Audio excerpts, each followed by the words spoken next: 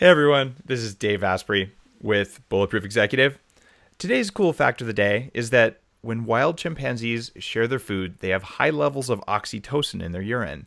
Researchers compared those levels to when they simply ate together in a group but didn't share their food, as well as other things like grooming that stimulate oxytocin. When they ate their food together, the oxytocin level was elevated in both the giver of the food and the receiver. And this is why you should eat your high-fat, grass-fed meals together. Today's guest doesn't really require an introduction. It is the one and only Mark Sisson. Mark is the founder of Mark's Daily Apple, the most well-known paleo and primal website on the planet with huge numbers of comments in the forum. I've learned a lot myself there. And he's the founder of Primal Nutrition, the author of the Primal Blueprint, and overall just an amazing guy, an amazing researcher, and he's got an amazing set of abs that he loves to show off all over the place on the web. Mark, it's an honor to have you on the show today. It's a pleasure being here, Dave. Thanks for having me. Now, can you talk about primal? What is the primal lifestyle? How do you differentiate it from, other kind of similar things that are out there right now? Like give us the Mark Sisson 3-2-1 for people who are listening but maybe don't know about it. Yeah, the Primal Blueprint was my my complete lifestyle viewpoint that sort of started with an ancestral evolutionary-based model and extrapolated it out into what amounts to all facets of life. So my intention is to educate people in how the human body is designed through evolution, what the expectations of our genes are, and from there to be able to make intelligent decisions. It's that simple. It's about choosing different ways of living one's life or different inputs throughout, and doing so with a knowledge based in the evolutionary lens, if you will. And this, just because I was looking for a cool brand to encapsulate what I talk about, the Primal Blueprint became that brand. Now, I've been using Primal for 25 years. My first company was called Primal Urge Press back in the mid-'80s, and then I started Primal Nutrition in 1996, and I had Primal Fuel, and I just trademarked Primal Kitchen for a new food line that we're introducing. So, cool. Yeah, so... But primal, in some regards, sort of, it expands out from the basic paleo concept in that it does encompass other lifestyle elements like sleep, sun exposure, play, how you use your brain, and all of those things that actually not only make us human, but provide the kinds of input that allow for a strong, lean, fit, happy, productive, healthy, loving human being. That is remarkable, and you just brought something to mind I've never thought of. Were you ever into like the primal scream therapy? No. Okay, so I just had to ask. No, but I mean, every time I do an analysis of a new term that used primal, of course, primal scream is one of the first things that comes up. And it's certainly an interesting concept, and I've looked into it, but I never went down that path. I tried it once. I was at some personal growth thing, and there was a dude there who was really into it, and he's like, "No, you have to scream." And I really tried the primal scream thing, and I have to say it totally it has nothing to do with what you do. But I was wondering, like, going back in time, you have almost 20 years more experience than I do in life. And, I'm 42, you're 61 or thereabouts? 61 in July, yeah. Okay, yeah. 61 in July. So you call it 18 years. So I realized that you might have gone through back when that was really big. So you're not a part of that, and it doesn't surprise me that you're not a part of that. You're totally separate, and I love the way you do that. By the way, just the way you talk about it being primal, because it is about what's going on inside the body and the way we evolved. And there's something else. As a young guy, I think you had, was it arthritis in your late 20s, IBS, upper respiratory tract infections? Yeah, I mean, I really was the compendium of all of the afflictions that people list when they decide to embark on a paleo experiment of one. And my own situation was very exemplary of the times. I was a runner, and I was pretty good at it because I wasn't good at anything else. And that's, it's funny because people say, "Oh, Mark, you're you're lean because you're a runner. And I go, no, I'm a runner because I was lean. It's sort of a self-selecting kind of process there. But in order to fuel the running habit that I had created for myself and the endorphin Jones that I was creating on a daily basis, it took a lot of carbohydrates. And the order of the day was not just complex carbohydrates, but lots of heart-healthy whole grains and beer. Beer was sort of the go-to carbohydrate for runners in those days. Well, the accumulation of that lifestyle of 1,000 grams a day of inflammatory foods was osteoarthritis, and the grains themselves had been probably the cause of my IBS since the age of 14. Yeah. So that had been a longstanding issue that I thought was mostly a result of my being a type A kind of guy and carrying my stress in my gut, which is what some of the Louise Hay books would have told me. Are you a Louise Hay fan?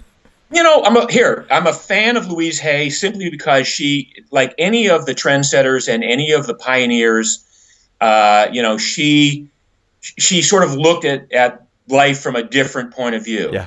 And with regard to, first of all, I'm a fan because I base my publishing company on her model. Oh, wow. Hay House has become a huge publishing company with a woman who started self-publishing her own books. So I'm very impressed with what she's done there.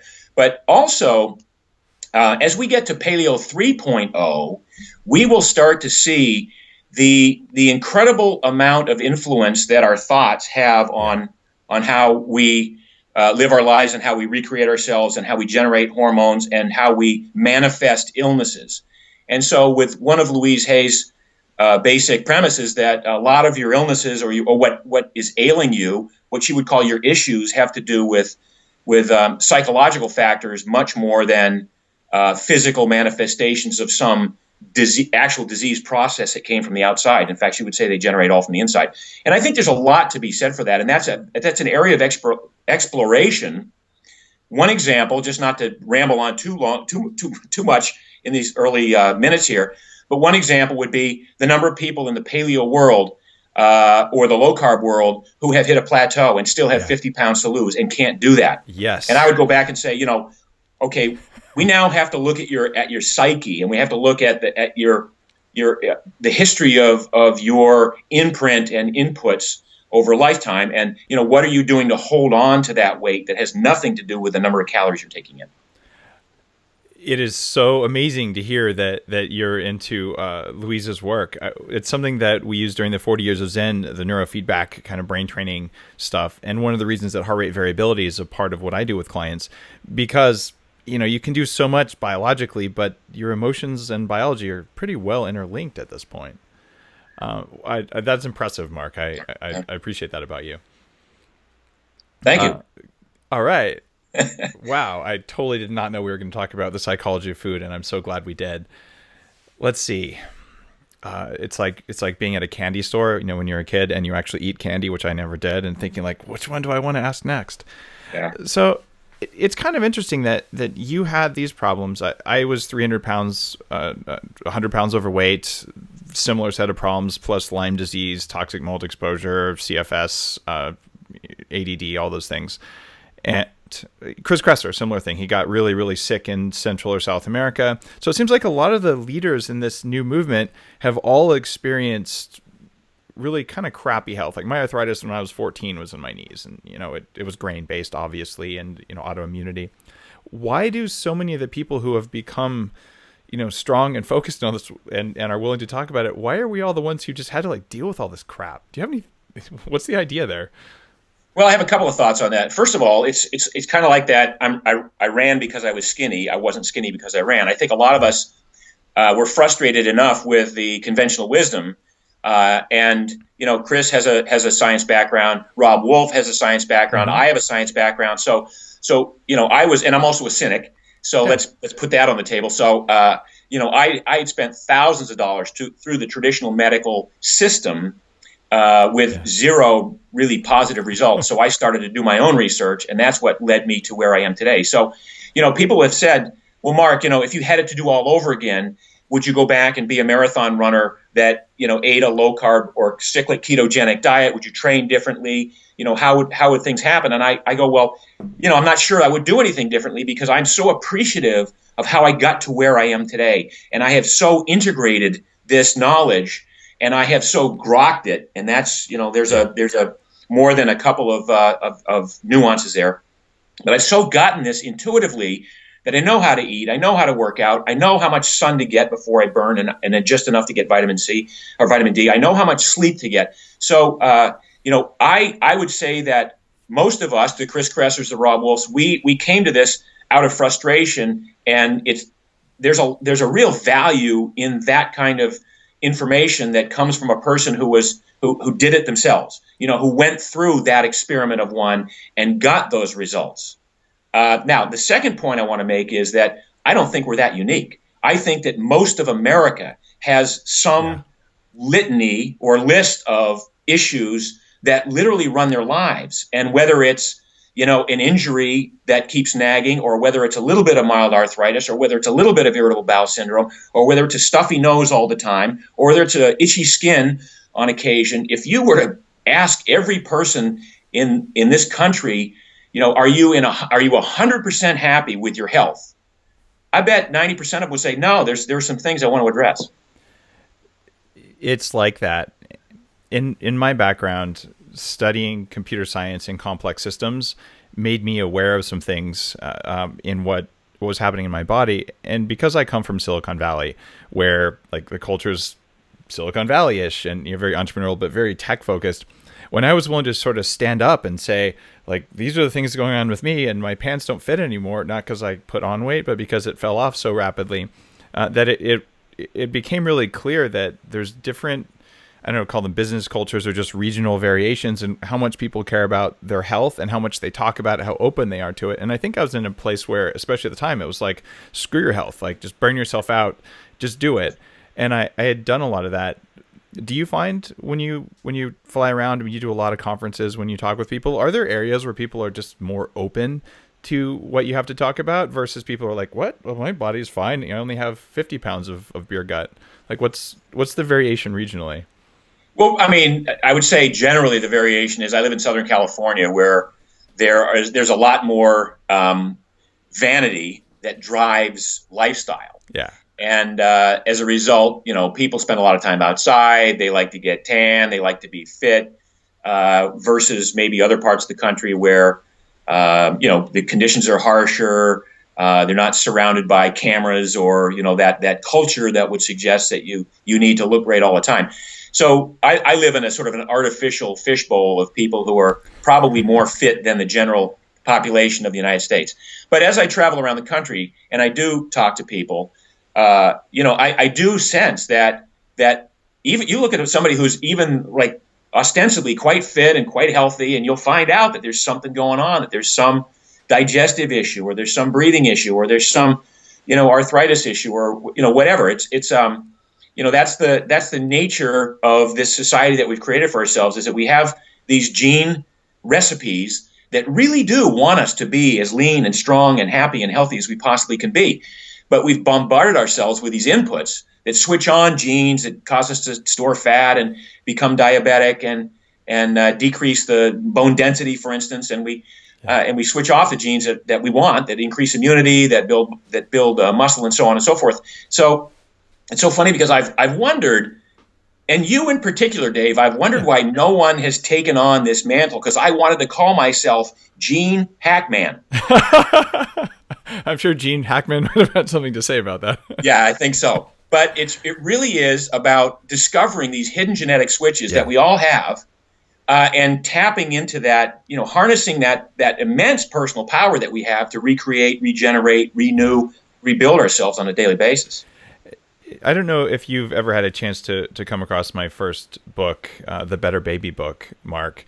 It's in alignment. In fact, when I started the research for it, I truly had never heard of Primal or Paleo. I started in like the 2004 timeline, looking at more Weston A. Price and a bunch of other things, but ended up being 1,300 references about epigenetics, because I wanted to have two kids. I was, 300 pounds. I had ADD formally diagnosed. I had all the symptoms of Asperger's when I was a young man. My whole family on my dad's side is like riddled with Asperger's and that sort of thing. And we're having our kids at age 39 or 42 for my wife, and she had PCOS. So I was like, oh my God, I don't want this to happen. As a loving father, like, what is everything I could possibly do? And epigenetics appeared to be the answer. Have you seen the Better Baby book by any chance? I didn't send you a copy ahead of time. I'm sorry, I have not seen it. Okay, I have now 700 paleo books stacked in my back room that I have to read someday. I'm not going to offer to send it to you unless you ask. I'm in the same boat. In fact, I've interviewed a few authors from your print lately on the podcast, so I get it. But the epigenetics thing, both as a way to control or hack your own biology, as well as that of your kids and even your grandkids, it seems like that discovery is one of the most important ones in the last, 30, 40 years of health research. And I feel like there's a lot of, well, we should wait and see, but like, we're humans. Waiting and seeing means we'll be dead by the time we see. Yeah. So let's do what looks like it is best. What's your take on those very long study cycle things like that? How would you approach epigenetics? Well, first of all, I would agree that epigenetics is the key discovery point in the last 20 years. This recognition that we're not at the mercy of the gene set that we were given. Yeah. We're not doomed to have heart attacks because our parents had heart attacks. We're not doomed to get breast cancer just because we have BRCA1 or BRCA2. This is, again, the immense personal power that we possess, knowing how certain genes are expressed based on inputs that we provide, choices, again, that we make. And, your life is just about choices. In Silicon Valley, the choice is to order pizza out, to have a case of Coca-Cola, to program until you fall asleep under the desk and wake up and program some more. That's a choice. And if truly that's your choice and you're willing to accept all of the potential negative consequences, then who am I to argue with your choice? Yeah. But again, my job, as I perceive it, is to educate people to understand the ramifications of each of these choices, and to say, okay, what's the greatest likelihood that you will become healthier and happier and leaner and fitter and stronger, given certain inputs that I can provide. So I'm not suggesting that Primal Blueprint is the only way. I'm just suggesting that it's a way that has looked at epigenetics, and virtually every study now that you read always looks at the gene. What happens at the level of the gene? Whatever study they're looking at what genes were turned on or what genes were turned off. So that's literally epigenetics. I think what we're going to see, my prediction is, in the next few years, we are going to see, the heritability of the epigenome as being a critical factor, and this concept that you can not only take the genetic recipe that you've been given, but that you can also take some of the on-off switches that you've already employed in your own life and transmit them into the future generation. It's a wickedly exciting area of science. I did everything in my power as a father and as a scientist to do that with my kids, and to write down a program for people to be able to do it. The problem is there's a lot we don't know. We do know what is the effect of stress on the epigenome, certainly unhealthy chronic stress. The effect of positive short-term high-intensity stress is pretty well established. So sometimes it's, let's make our best educated guess. And one argument there says, well, what if you do it wrong? I'm like, well, if you don't make your best educated guess, you also might do it wrong. So maybe you'll just do it less wrong, and we'll move the whole species in the right direction. I know. I mean, Wayne Gretzky is famous for making this statement. You miss 100% of the shots you don't take. Amen. What a great quote. Yeah. Okay. So you're online with that thing. Now, this is something that fortunately not a lot of people ask about, but what about like this idea of eugenics, where, is it fair that some people might do this, other people might not? Do you have any thoughts on like the morality of taking advantage of epigenetics or not taking advantage of it? Yeah, I do. And, I really have to be very careful how I position myself, because my views are my views. And yet, because I'm viewed as a nice guy and a thought leader and so on, that I have to be very, concise about my views. But in terms of the overall concept, for instance, of genetic testing for fetal testing, I'm all for that sort of preventative measures, if you will. I think that there's a lot to be said for that. I think that we not to go too far down this rabbit hole, but we have entered a period starting about 50 years ago of de-evolution, where we keep people alive in any state or form because it's considered the right thing to do. And I mean, this is not just, I'm just talking about the epigenome and the genome, and encourage people to procreate. So there is no selective pressure. And that's really what I'm saying. There's no more selective pressure. So everybody has the right to have babies, and that's great. But at some point, if there's no selective pressure, then what happens is the genome gets weaker and weaker to withstand the rigors of whatever environment that we create for it. That's, again, where we're going to see a lot of this epigenome, this heritability of the epigenome, where the mistakes that you or your parents made will now transfer to your kids, and it'll exacerbate itself over time. So, it's a very interesting discussion. I don't want to, again, it's a highly volatile kind of discussion, but the bottom line is I want to take advantage of the science to make my life and the life of my children better. And to the extent that I can do that and not play God, I'm going to do the best that I can. It's kind of funny because, you're quintessential caveman named Grok, in homage to Robert Heinlein, I hope. Grok, back when they discovered fire, you got to imagine Grok is the guy who was like, I think I'll use this fire to keep my kids warm during winter. And the guy who didn't reproduce was the guy who said, no, I won't use fire. It's new science. I can't do that. So this is a continuation of hundreds of thousands of years of let's apply technology towards ourselves and our offspring. And it's interesting because this is kind of a personal thing for me. I found out when I was about, I think 32 or something, I only have one kidney and I have spina bifida, and I was evolved that way, or I don't evolved. I was born that way. Yeah. And why did that happen? Let's see. I have genes. Now we know about these genes. And so likely my mother does, about folic acid. And my mother was on a high sugar diet because, well, that's what you did back in the 70s. So she likely had folic acid problems, and she was on a high sugar diet, which depletes folic acid. What does that mean? It means my lower vertebrae aren't as fused as they should be, and I likely have some congenital brainstem differences that I wouldn't have had. So one argument would be like, well, that's unfair. That sucks, Dave. The other argument is like, well, I don't want my kids to have that, so I'm going to use genetic testing. I'm going to use optimized diet, and I'm really fortunate that I live in the Western world and I can afford to do it. And it's not fair that my kids may have an advantage over someone whose mother ate lots of sugar and had folic acid problems. But sometimes it isn't fair. But I mean, how could you not do that for your kids? Like, I just don't understand. So that's why I asked about these. No, I mean, it's that simple. It really is about how can I create the best life for myself. Look, the Primal Blueprint isn't about recreating ancient history and camping out in your backyard and hunting your neighbor's pets and living without electricity.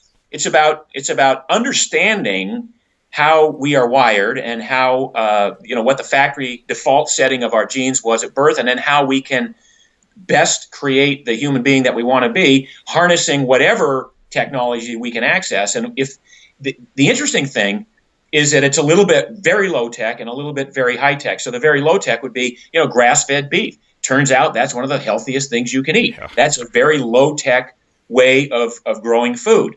It's even lower tech than farming, agriculture and wheat and soy and everything else.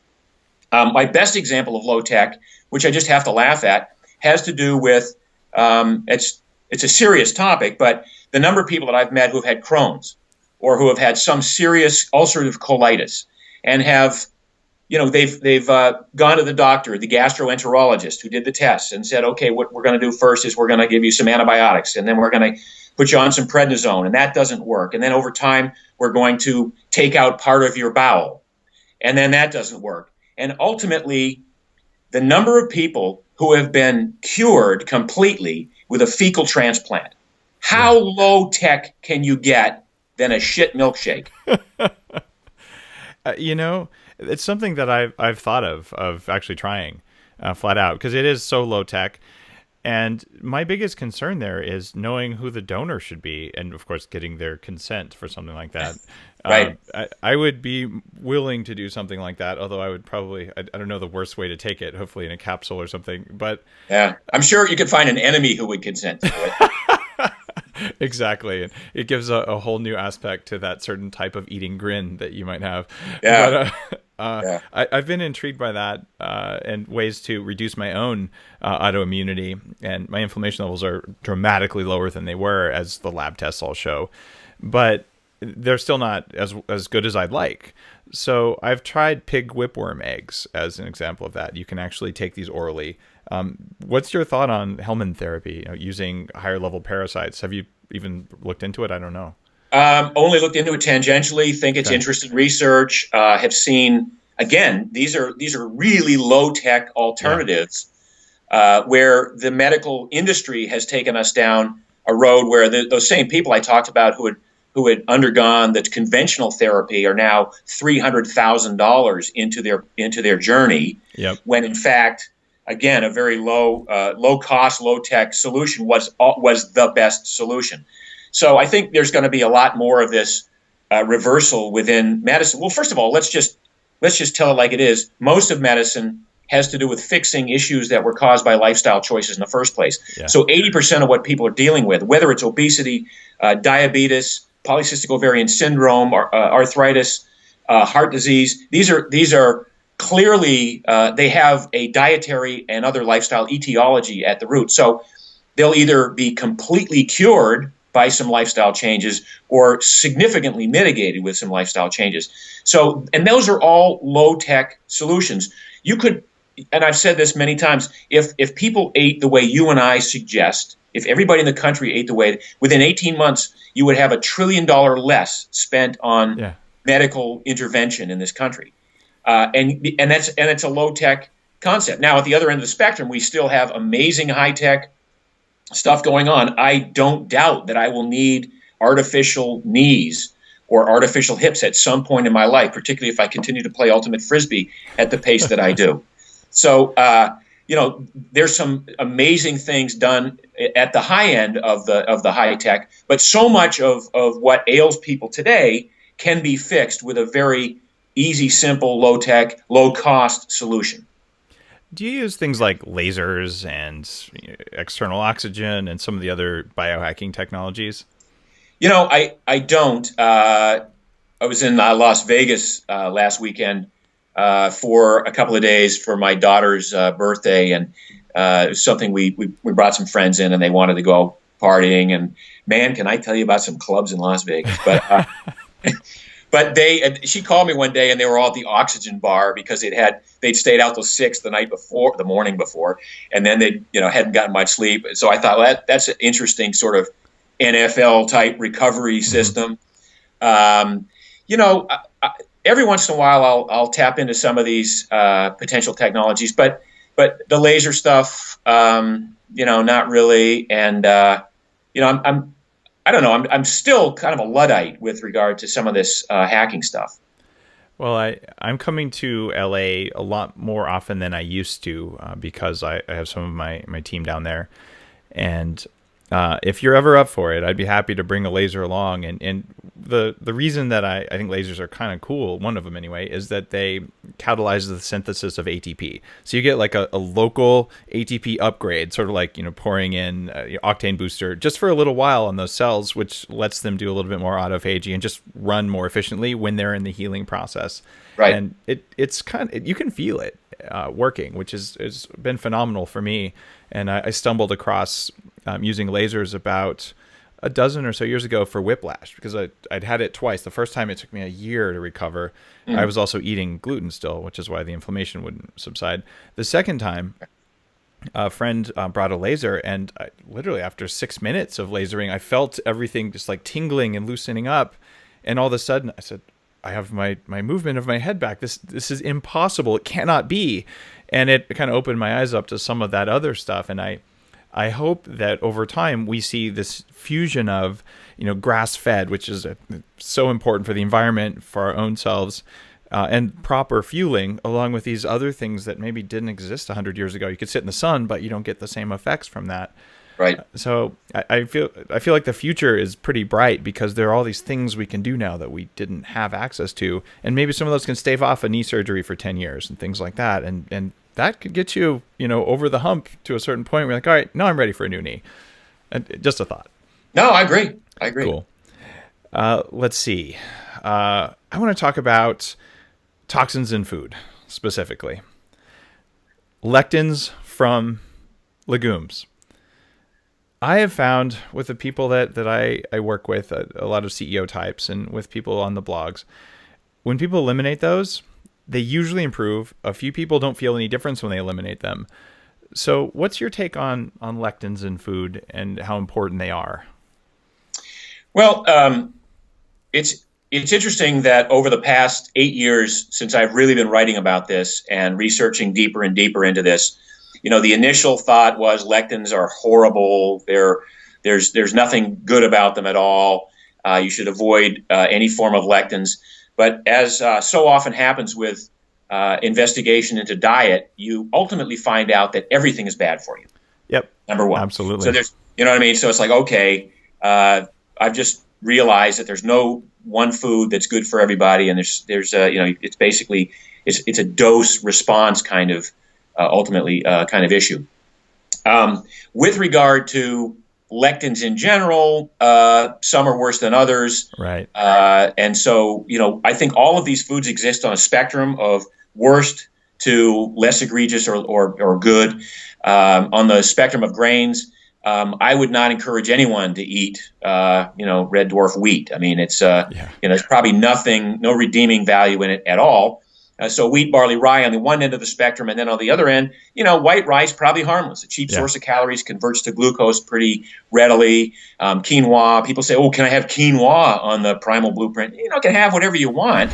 You just have to know the different nuances. So with regard to certain types of lectins that are found, for instance, in legumes, depending on the nature of the bean and there are other issues besides the lectins. I mean, they contain some pretty powerful soluble fibers that can have an effect on your gut biome. So what I'm starting to see is that maybe there are some people who are doing better with legumes than others, maybe based on the current composition of their gut biome.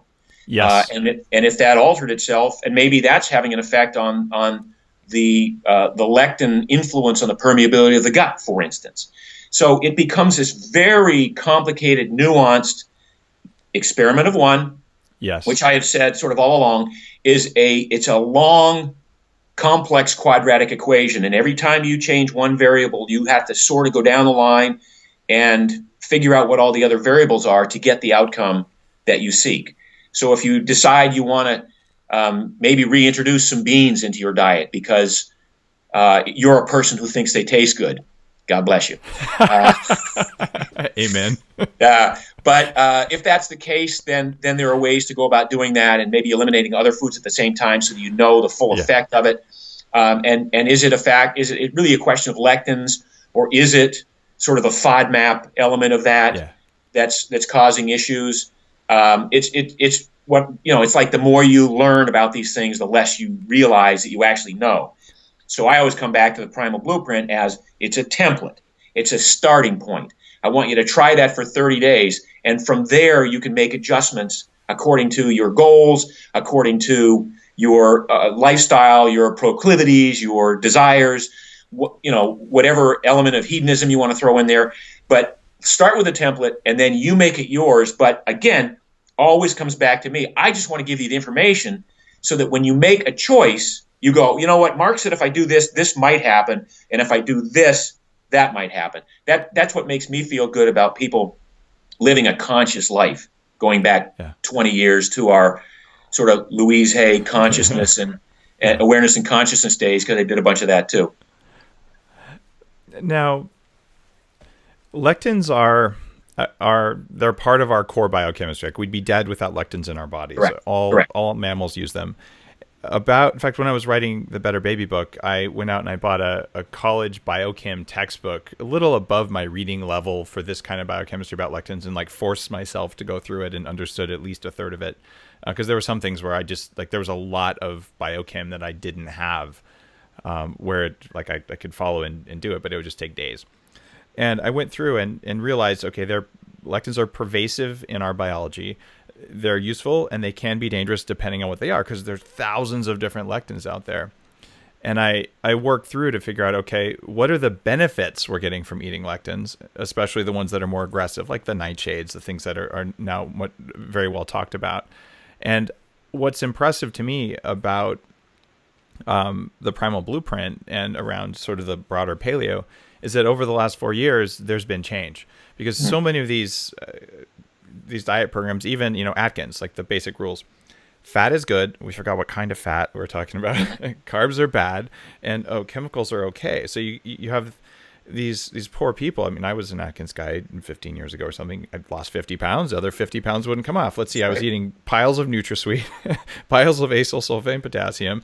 I was eating the wrong fats and the wrong ratios, and those things all matter. So it's cool that rather than following this very prescriptive, or, eat fewer calories and work out more and you'll lose weight. Also, fundamental prescription for disaster at the end of the day. Sure. So why now are we seeing that the Primal Blueprint and that paleo in general have been open to changes and becoming more of a movement and less of a, this is it, cut and dry, and we're not going to change? Like, how come we're open now?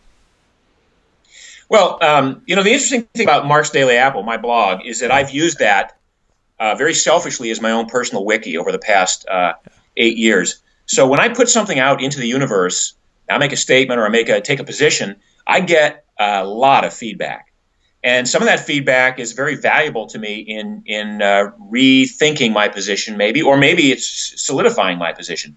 So I've had the luxury of having a lot of very smart people in this paleo space come back and say, well, Mark, for instance, in the case of lectins, again, it came out of the blocks thinking lectins are bad. Well, as you say, some amount, it's a dose response kind of situation where with a bell curve and all of the standard probability and stats that you'd apply to anything that you consume. Some people probably can't have many external lectins at all. Some people do fine with, bombarded with all kinds of stuff. And you have to figure out where you are in that spectrum. With regard to the Primal Blueprint, I just want to keep up to date with the latest information. So I reserve the right to change my mind. I haven't done it that much, but, the lectin issue might be one of those areas. I mean, I wish that I had come out stronger in the last 4 or 5 years in favor of resistant starch, because I always felt that resistant starch and feeding the gut biome appropriately was the way to go. And yet I sort of pulled back and said, it's about healthy, it's about meat, fish, fowl, eggs, nuts, seeds, vegetables, and a little bit of fruit. Now we're starting to see that the prebiotic aspect of foods is a critical component of a diet, and it's those soluble fibers, those starches that make it down through the digestive and feed the 80 trillion little cells in there that are not you. I wish I'd taken a stronger position on that. I will now, because so much research is coming down. I said, you know what, I'm gonna change my stance. One area that I haven't changed my stance is on my carbohydrate curve. I still maintain that for most people, the less glucose you burn in a lifetime, probably the better off you are. So people have given me grief for this, if you get above 150 grams of carbs a day, I say you enter this sort of insidious weight gain zone.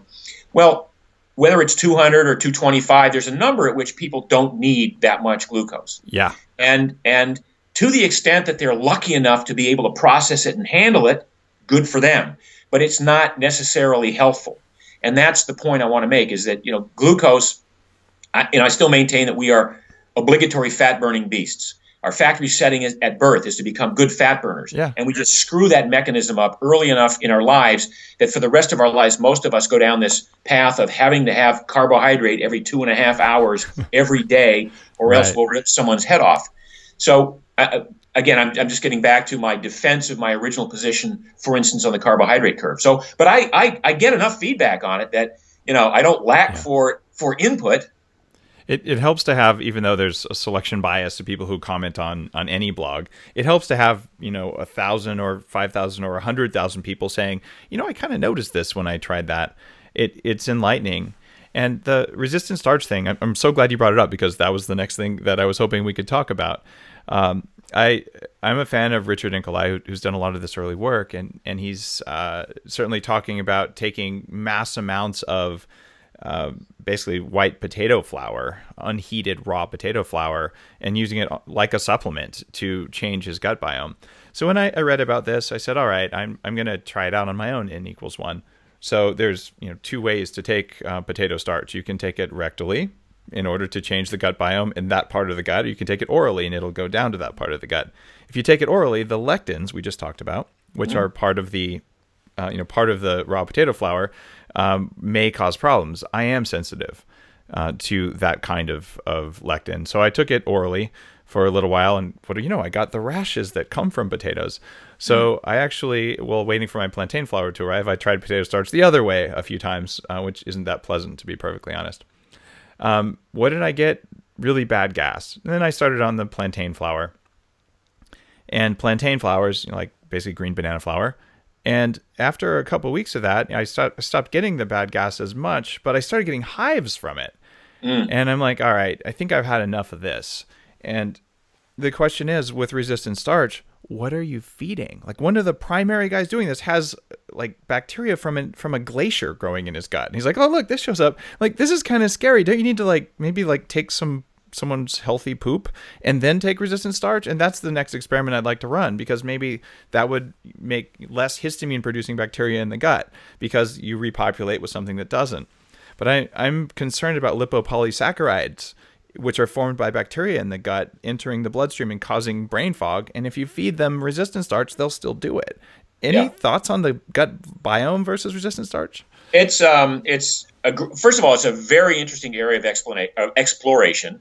There is no explanation. I'm talking with Richard about a potential book here, but cool.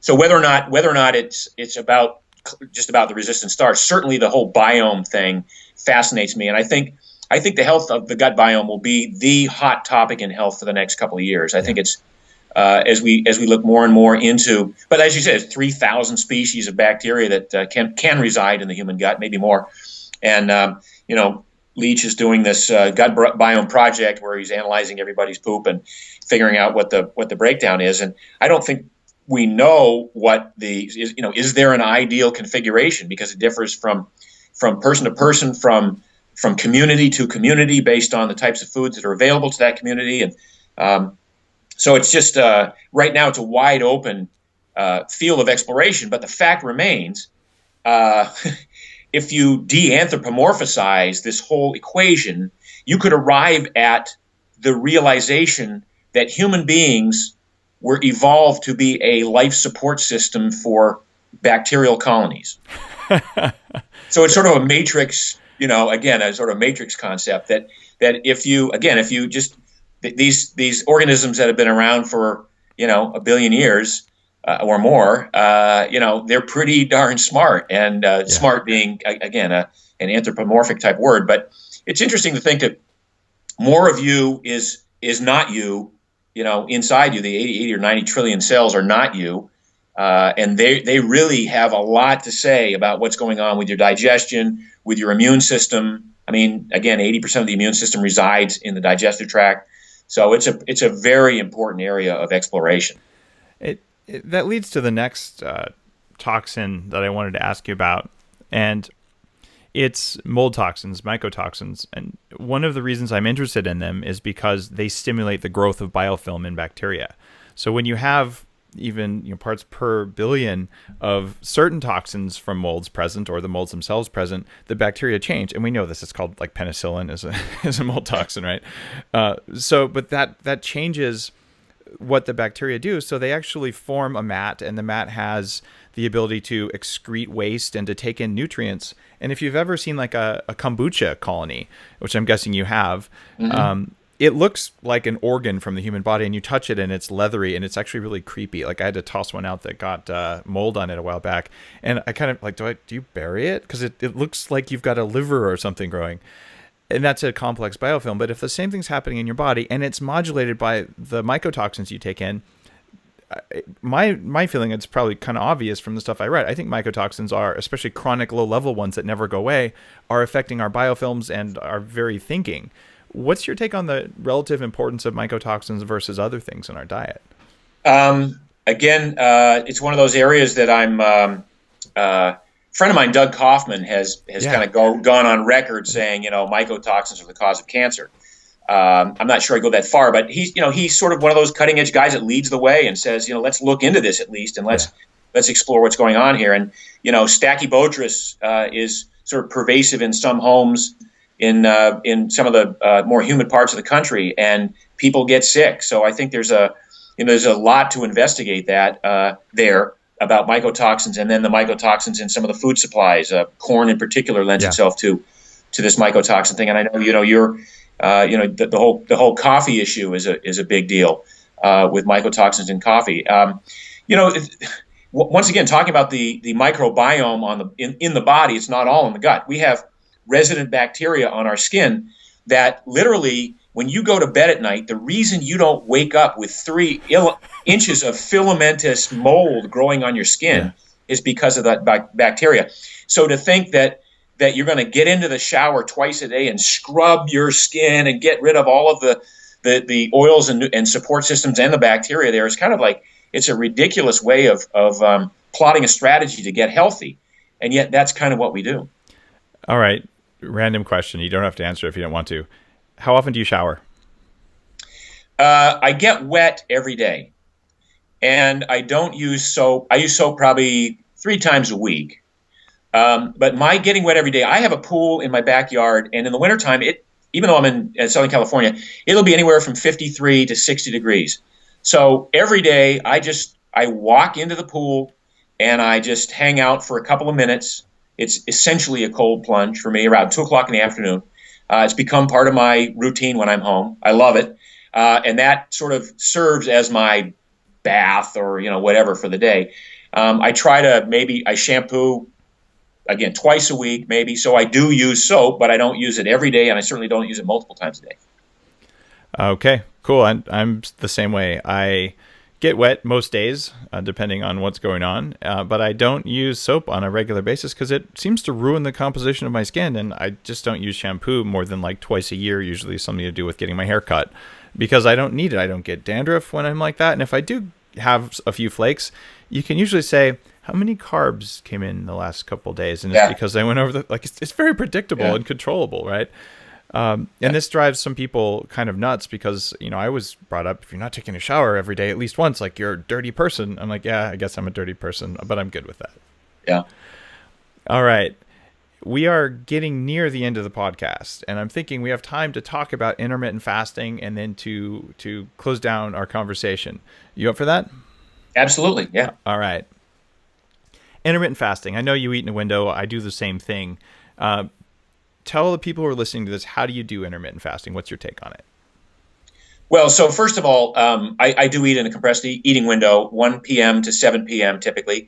And that's my eating strategy. That I don't even refer to that as intermittent fasting. That's just a way of eating that I've developed that maximizes my fat burning and allows also for the pulse of whatever HGH or testosterone that I want to generate in a workout. So I go into my workouts, like I'll wake up in the morning, I'll have a cup of coffee, a big cup of coffee. Mm-hmm.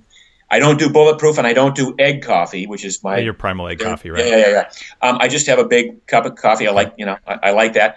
I will then go to work a little bit, and around 9:30, I'll go to the gym, or I'll go on a hike, or I'll go to the beach and do sprints. I do it fasted. I don't eat after the workout. I typically don't eat until about 1 o'clock in the afternoon. All intended to maximize muscle mass, to get whatever benefits of autophagy that I can develop in that short period of time that would be sort of related to the intermittent fasting thing, but all contemplated to make me really good at burning fat, because that's kind of my thing. I'm obsessed with being a fat burning beast, and that's sort of what I coach, and that's sort of the essence of the Primal Blueprint. Because when you become good at burning fat, your appetite self-regulates, and you don't get hungry that much, and you're able to intermittent fast, and that's a real key skill to develop. When people talk about intermittent fasting in the carbohydrate paradigm, they see all sorts of weird things. They still see benefits from skipping a meal for, say, 36 hours, but they see extra cortisol released. They see decrease in in mood, and a lot of things that have to do with the body not having been adapted to accessing fats and ketones. They still show benefits to the fast. Well, if you're fat adapted and keto adapted, and you skip a meal or you skip a day of eating, the body just says, hey, I know where to get 500 calories right away. I'll get it off my ass or off my hips or whatever, my thighs. Yeah. And it doesn't care whether that same saturated fat came from a meal or the body, because it's all going to drive an energy system that you have built. You've built metabolic machinery to be able to burn ketones in the brain, for instance. Yep. So whereas a sugar burner might require 120 grams of glucose a day to fuel the brain and stay active and functioning, a keto-adapted, fat-adapted person might only need 30 or 40 grams of glucose, all of which can come from either gluconeogenesis or from the glycerol molecule stripped off the fatty acid. So there's not even an issue there. But you develop the skill because mitochondrial biogenesis. If we want to talk about a hack, the greatest thing you can do for your body is increase the number and the efficiency of your mitochondria. And you do that by cutting back on sugar. You do that by forcing your body to burn its fat stores. And when it gets that signal, all of those little genetic switches, they upregulate. They say, we need to build more of these powerhouses. We need to build more mitochondria. Yeah. And then the mitochondrial DNA says we need to be more efficient at putting fat through, because we, as the mitochondria, are the stumbling block. We're the backup where all the fat has to put through. Well, when you get to that point and you can access that fat, you don't need to burn sugar throughout the day. You don't need to take in carbohydrates, so you can skip these meals. Now, a couple things: if your person wants to lose weight, intermittent fasting for 24, 36 hours once a week, great thing. I highly encourage it. It works better for men than women. That's a whole different discussion that we can have about hormonal disruptions and things like that. But it's a experimental one that you might want to try. But the other reason for intermittent fasting is this wonderful analogy I use, where you have a cell, and the cell says, well, let's see, there's lots of glucose around, so let's divide, because our job is to pass the genetic material forward into the future. So if there's lots of food and lots of glucose and lots of other nutrients, we can divide, become 2 cells. This will be great. Everybody will have fun. We'll get this whole life process over sooner so that the next organism can be created. Now, conversely, think about a cell that doesn't have, now you've been fasting for 36 hours, the cell goes, geez, what do? There's no food around. The last thing I want to do is divide. So I think I'll eat some of the damaged proteins and some of the damaged fats that are inside me. I think I'll clean house a little bit. Yes. I think I'll remodel. I'll fix up some of the DNA. So there's a real longevity, anti-aging component to intermittent fasting that is I think really beneficial. It's worth doing for people. I think there's no reason not to. I am in full support of those ideas. And you mentioned a couple things about hormones there. You're over 60. HCG, testosterone, bioidentical testosterone, human growth hormone. Are you going to do them? I'm already on testosterone. I've talked about that before because my numbers show that it's beneficial for me. But what's your take? Right. Maybe. There's a point at which I think HGH, I'm not a big fan of HGH conceptually. I think it's like a master hormone that there's just not enough known about it right now. Could be dangerous. Could be dangerous. I'm open. I mean, HCG doesn't appeal to me. My wife does HRT. She's 58. She looks great. She started in menopause, and so she's been doing it for 5 or 6 years. So for women, I think hormone replacement is probably something worth experimenting if you are exhibiting symptoms that you don't like.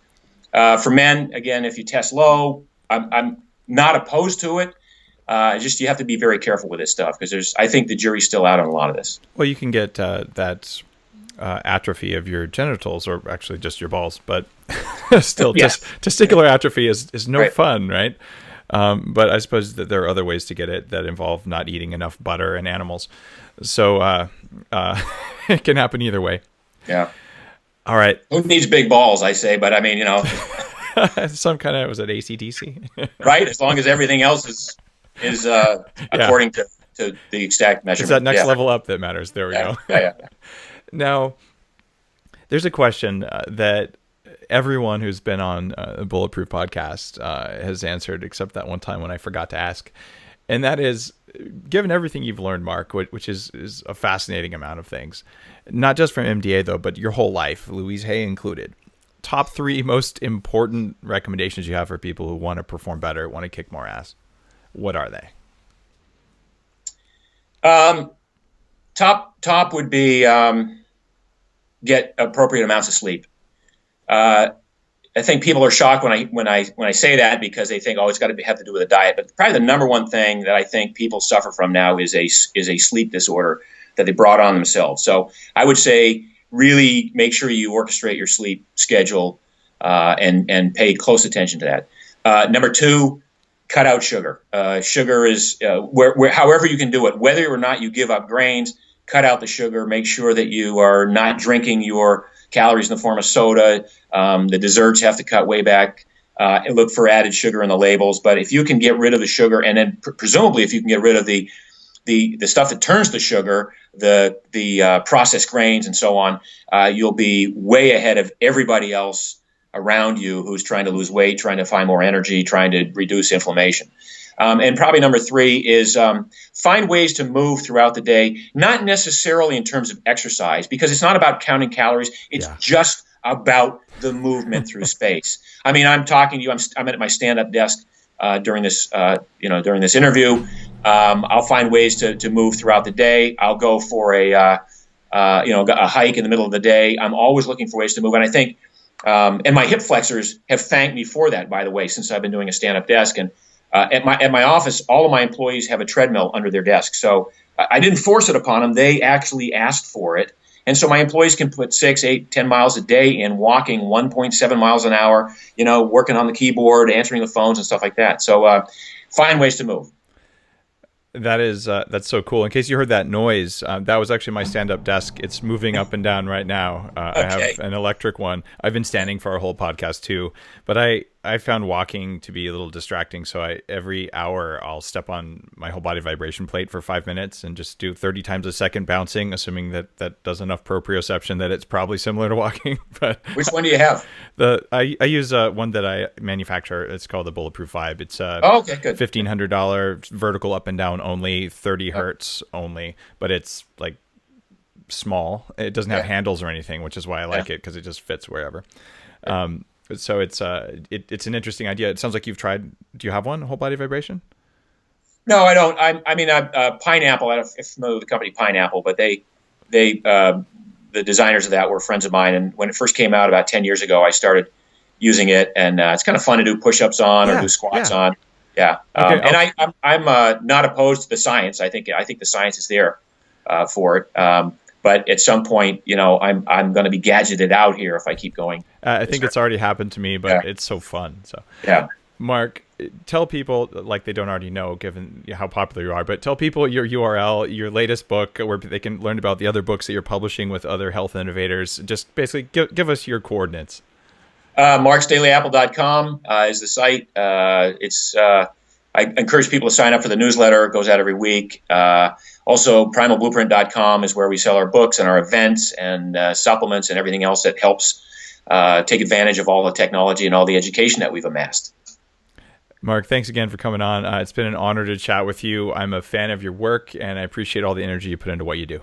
Appreciate it, Dave. Thanks for having me. Mycotoxins in the plant world they're everywhere. Yeah, they're absolutely you can't get rid everywhere. Of them. Right. You can try to mitigate them if as best as possible. The first thing is to try to identify them, identify the ones that can really do damage.